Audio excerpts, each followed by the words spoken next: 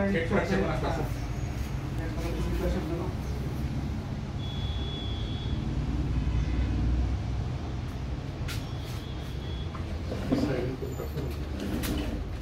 होता साहेब, मोबाईल चार्जिंगला लागला नाही काय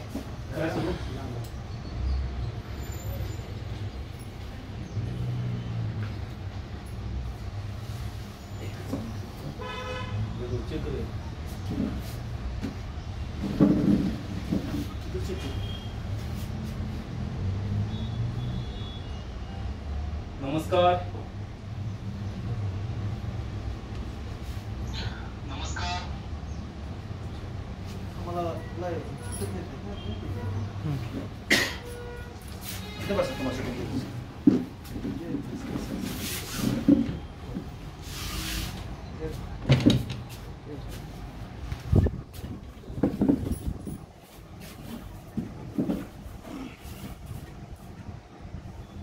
करू सुरू एक रिपोर्टवर क्लिक सुरू करा.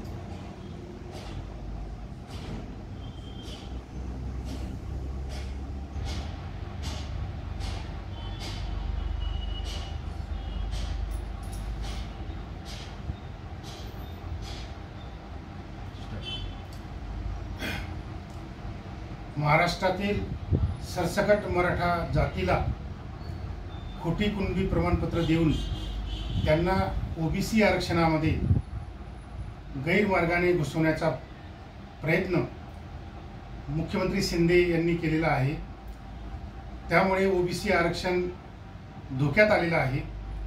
कारण यापुढील नोकर भरतीत खोटी कुणबी प्रमाणपत्र धारण केलेले मराठे नोकर भरतीमध्ये ओबीसीच्या जागांवर अर्ज करतील आणि ओबीसीच्या सर्व नोकऱ्या एक खोटे कुणबी प्रमाणपत्र धारक मराठा फस्त करतील आणि खऱ्या ओबीसीला शिपायाची सुद्धा नोकरी मिळू देणार नाही.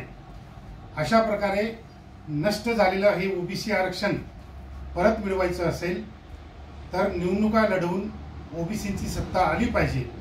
या उद्देशाने आम्ही ओबीसी राजकीय आघाडी स्थापन केली आणि 2024च्या लोकसभा निवडणुका लढवण्याचा निर्धार आम्ही केलेला आहे. माढा मतदारसंघात डॉक्टर प्राध्यापक नारायण काळे हे उच्च शिक्षित व डॉक्टरेट असलेले प्राध्यापक नारायण काळे उमेदवार म्हणून आम्ही उभे केलेले आहेत. आमचे उमेदवार लोकसभा निवडणुकीत जिंकून आल्यानंतर लोकसभेमध्ये ओबीसी आरक्षणाची लढाई लढतील, खोटी कुणबी प्रमाणपत्र रद्द करण्याचा कायदा करतील. त्याचप्रमाणे जातनिहाय जनगणना दर 10 वर्षांनी नियमितपणे झाली पाहिजे यासाठीही विधेयक मांडून तसा कायदा करण्याचा प्रयत्न करतील.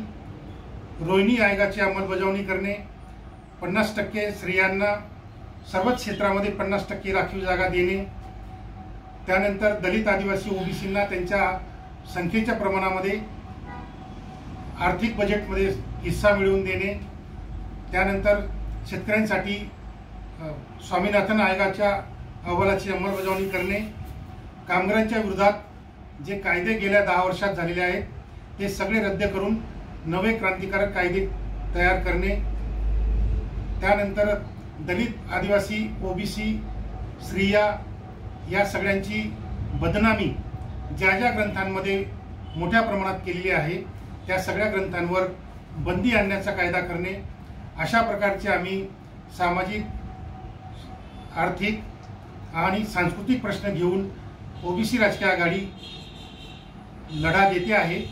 संसदेमध्ये सुद्धा हा लढा लढण्यासाठी माढा लोकसभा उमेदवार डॉक्टर प्राध्यापक नारायण काळे यांना मोठ्या संख्येने जनतेने निवडून द्यावे असे आवाहन मी करीत आहे. संपूर्ण राज्यात किती उमेदवार उभा केले आहेत? संपूर्ण राज्यामध्ये आतापर्यंत आम्ही 10 वेगवेगळ्या 10 लोकसभा मतदारसंघामध्ये उमेदवार उभे केलेले आहेत. दलित राखीव जागा किंवा आदिवासी राखीव मतदारसंघ येथे सुद्धा आम्ही उमेदवार उभे केलेले आहेत. कारण मतदारसंघ जरी राखीव असला तरी तिथं सगळ्यात जास्त मतदान करणारा वर्ग हा 50% ओबीसीच असतो आणि म्हणून या ओबीसीच्या मतांवर दलित उमेदवार, आदिवासी उमेदवार निवडून आणण्यासाठी आम्ही प्रयत्न करणार आहोत. निवडणूक झाल्यानंतर ओबीसीच्या आरक्षणात जी घुसखोरी होत आहे त्याच्या अनुषंगानं काय भूमिका घेणार आहे पुढे? निवडणूक झाल्यानंतर आमचे निवडून आलेले जे काही खासदार असतील ते लोकसभेमध्ये विधेयक मांडतील आणि या विधेयकाद्वारे असा कायदा मंजूर करून घेतील की जेणेकरून देशभरामध्ये अनेक राज्यांमध्ये जी खोटी जात प्रमाणपत्र देण्यात आलेली आहे की ज्याच्यामुळे दलित आरक्षण, आदिवासी आरक्षण, ओबीसी आरक्षण धोक्यात आलेलं आहे, अशी सगळी खोटी जात प्रमाणपत्र शोधून ती रद्द करणे आणि मुख्यतः महाराष्ट्रामध्ये सरसकट मराठा समाजाला जी कुणबी प्रमाणपत्र दिलेली आहेत शिंदे सरकारने ती सर्व रद्द करण्याचा कायदा करणे, ज्याच्यामुळे ओबीसीचं आरक्षण ओबीसींना परत मिळेल. 10 जागांव्यतिरिक्त इतर ठिकाणी पुन्हा इतर उमेदवारांना पाठिंबा दिला आहे का? हा, काही उमेदवारांना आम्ही पाठिंबा दिला आहे जे पुरोगामी विचारांचे आहेत आणि जे सामाजिक न्यायाची लढाई लढतात, अशा काही उमेदवारांना आम्ही पाठिंबा दिलेले आहे. जातनिहाय जनगणना करण्यासाठी तुमच्या आघाडीतर्फे काय तुमचं जातनिहाय जनगणना व्हावी म्हणून खुद्द मी संस्थापक अध्यक्ष ओबीसी राजकीय आघाडी प्राध्यापक श्रावण देवरे गेल्या अनेक वर्षांपासून आंदोलन करत आहे, चळवळ करत आहे आणि आता ओबीसी राजकीय आघाडी स्थापन करून या माध्यमातून आम्ही हा जातन्याय जनगणनेचा लढा हा लोकसभेमध्ये आणि विधानसभेमध्ये आम्ही नेणार आहोत.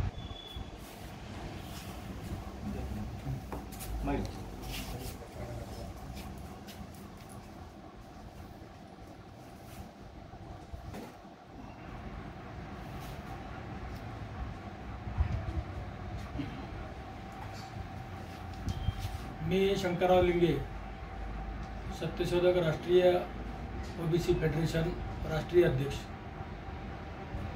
माढा लोकसभा मतदारसंघ हा परंपरेने पर्जन्य छायाच्या मध्ये आहे. या लोकसभा मतदारसंघामध्ये पावसाचे प्रमाण फार कमी असते. या देशामध्ये 1,41,000 TMC पाणी हे पावसाचं दरवर्षी येतं, परंतु ते फक्त 40,000 TMC पाणी अडवलेलं आहे आणि 75,000 TMC पाणी हे हवेत बाष्पीभवन होत आहे. तर राहिलेलं पाणी अडवणे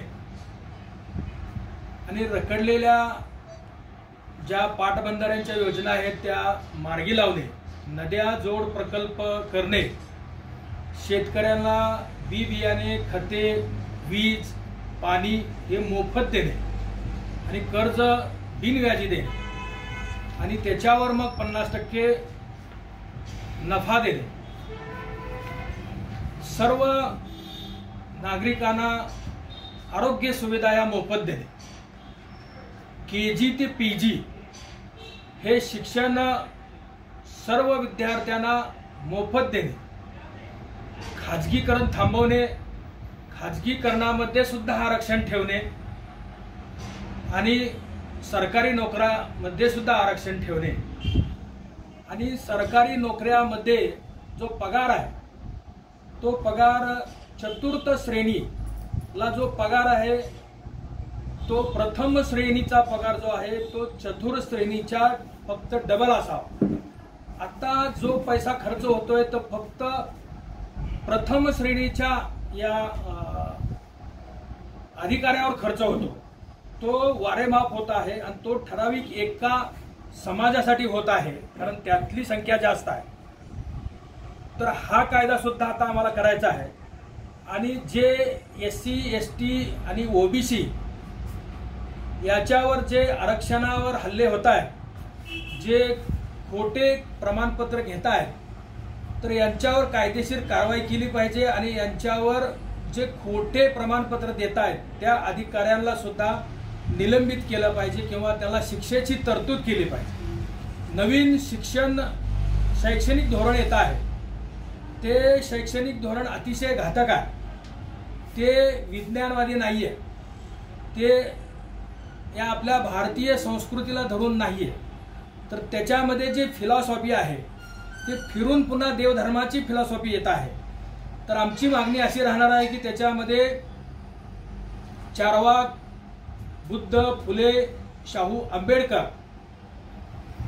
यांची फिलॉसॉफी त्याच्यामध्ये आली पाहिजे आणि त्या फिलॉसॉफीमध्ये KG ते PG पर्यंत शिक्षण झालं पाहिजे आणि KG ते PG पर्यंत या फिलॉसॉफीवरच शिक्षण देऊन सर्वांना रोजगार निर्मिती कसं होईल, तर रोजगार विमुख शिक्षण हा कायदा आपण यापुढं आपल्या या पक्षातर्फे करण्याचा आटोकाट प्रयत्न आम्ही करणार आहोत। महाराष्ट्रामध्ये बेकायदेशीर हे मराठा आरक्षण आहे, या आरक्षणाला बळी पडून हे सरकार जे ओबीसीचं आरक्षण मागच्या दारानं कुणबी मराठा, मराठा कुणबी हे कुणबी नाहीत हा कोर्टाचा निकाल 5 मे 2021चा निकाल आहे, तरी सुद्धा कोर्ट ऑफ कंटेम्प्ट करून सुद्धा हे पुन्हा पुन्हा वेगळे आयोग नेमत आहेत, पुन्हा मराठाला मागासवर्गीय ठरवत आहेत।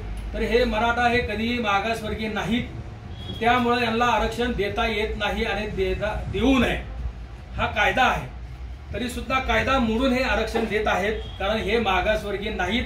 त्यांनी मागासवर्गीय होण्यासाठी जे भोगावं लागतं ते अजिबात भोगलेले नाहीत, त्यामुळे हे एज्युकेशनली आणि सोशली मागासवर्गीय नाहीत, त्यामुळे यांना कधीही आरक्षण मिळणार नाही। आणि आरक्षण हे गरिबी हटावचा कार्यक्रम नाही। आत्ता जो सुक्रे कमिटीने जो रिपोर्ट दिलेला आहे त्याच्यामध्ये गरिबी दाखवलेली आहे, आत्महत्या, शेतकऱ्याची आत्महत्या हे गरिबीचं कारण आहे, हे गरिबीवर मागासवर्गीय ठरत नाहीत।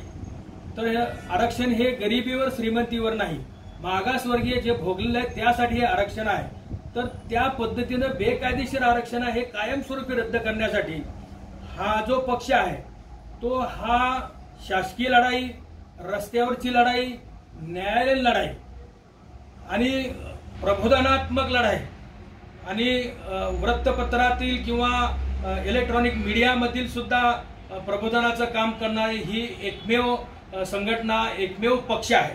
म्हणून आमचा माढा लोकसभा मतदारसंघातील जो उमेदवार आहे, जो डॉक्टर प्राध्यापक नारायण काळेल सर, हे एकदम गरीब कुटुंबातील उच्च विद्याभूषित आहेत, कष्टकरी आहेत आणि स्वतः कमवा आणि शिका या धर्तीवर भाऊराव पाटील यांच्या कॉलेजमध्ये शिकून हे PhD त्यांनी केलेलं आहे, त्याचा मला स्वाभिमान आहे आणि म्हणूनच यांना आम्ही उभा केलेला आहे। तर आपण सर्वांनी आपल्या सर्वांची कामं व्हावेत। आतापर्यंत जे प्रस्थापित या ठिकाणी देश स्वतंत्र झाल्यापासून घराणेशाही चालू आहे, बाप गेला की मुलगा, मुलगा गेला की पुतण्या, पुतना गेला की त्याची मुलगी, नातू, पंतू, हे असं जे चाललेलं राजकारण आहे हे बंद केलं पाहिजे आणि तळागाळातील एक चांगला माणूस निवडून दिला तर आपल्या इथली प्रगती, मानदेशाची प्रगती आणि आपल्या या माढा लोकसभा मतदारसंघाची प्रगती झाल्याशिवाय राहणार नाही। हे प्रस्तावित फिरून आपल्याला आपली टेहाळणी करतात। आमच्या धरणातून आम्ही पाणी मागितलं तर त्यात मुतूक असे अपमानास्पद असे शब्द सुद्धा वापरतात। यांना त्यांची या महाराष्ट्रातील अशा प्रस्थापितांना त्यांची जागा या ओबीसीनी पुढे दाखवली पाहिजे। ओबीसीनी आपला जो उमेदवार ओबीसीचा आहे त्यांना पहिल्यांदा मतदान केलंच पाहिजे। ज्या ठिकाणी ओबीसीचा उमेदवार नाही त्या ठिकाणी SC ला करा, ST ला करा, अल्पसंख्याकाला करा, तुम्ही कुणालाही मतदान करा, पण मराठ्याला मतदान करू नका, कारण हे प्रस्थापित जातीवादी आहेत आणि या जातीवादी लोकांना धडा शिकवला पाहिजे। यासाठीच ओबीसी राजकीय आघाडीची स्थापना झाली आहे।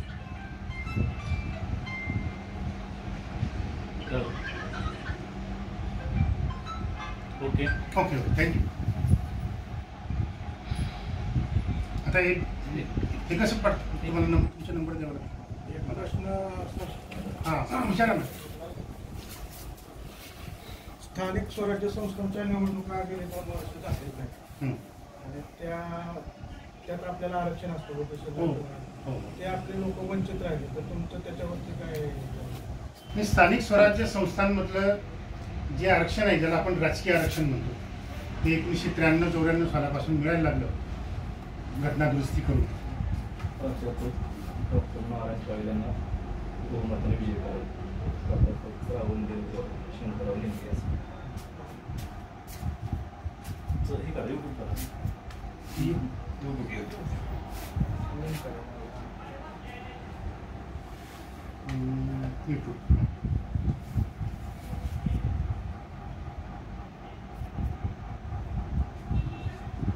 संपले का आपले? नमस्ते बोलतो झालं. ते लाईव्ह संपलं. नमस्ते पलटण.